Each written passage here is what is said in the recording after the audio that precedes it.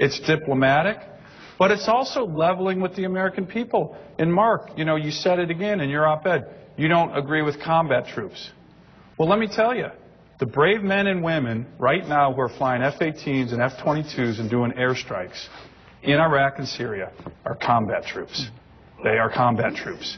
And so what we need to do is be able to level with people, and we do need troops ready to go. I, at one point in my career, was a task force commander for a Marine search and rescue group. We need to be ready to go defend them, defend our pilots, defend personnel. So saying no to everything is not foreign policy. Senator, well, that's great, because I'm not saying no to everything.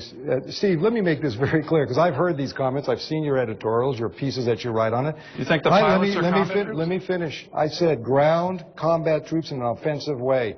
Yes, we should support our military in the sense of our embassies and other activities there. But, Dan, you are gung-ho to put troops on the ground again. We have been there time and time again.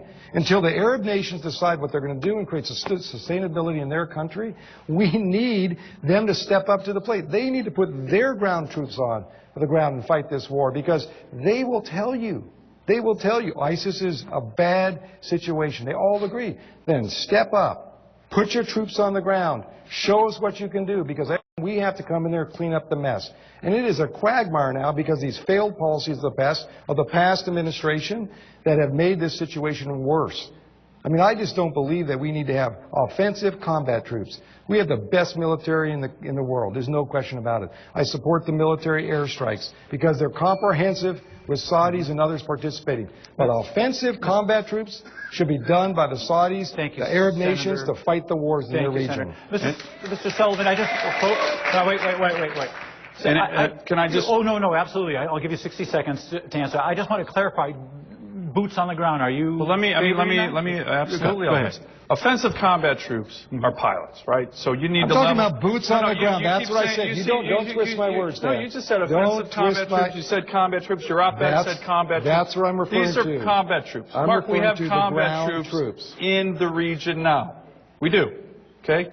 I am talking about they are risking their lives every day, and the notion that. I agree. And they are. You're darn right.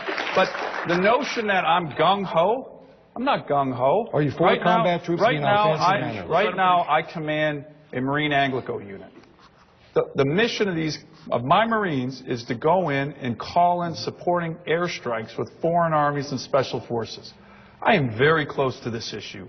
And I think there's this misnomer that somehow the guys in the military are always wanting to be the guys on the ground, gung-ho, as you say. I'm not gung-ho. What I want to do is defend my country. And the other thing I'm not going to do, when I read your op-ed, you were all about options off the table. This, we won't do this, we won't do that, we won't do this. Inaction has its own consequences as well. And I'll tell you one thing that's very important. Why, even if you're not for combat troops, why would we send the message to the enemies of our country that we might not have a Navy team or a Marine recon team drop in on them? Why not? They should be worried. But I am for making sure we have an America that's protected, and if we need combat troops to protect personnel, to protect the embassy, to protect ambassadors like we didn't have in Benghazi, to protect pilots, I would be for it.